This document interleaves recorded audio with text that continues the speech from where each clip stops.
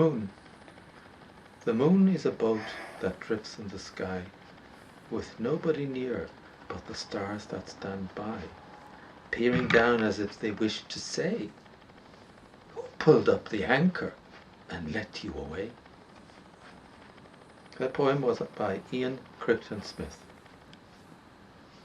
The next poem is called Cat. White as silk, the moon looks down at my cat. My cat looks back and ponders the leap.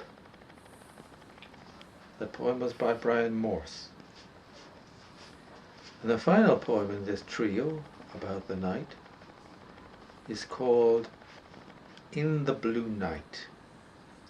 How shall I begin my song in the blue night that is settling?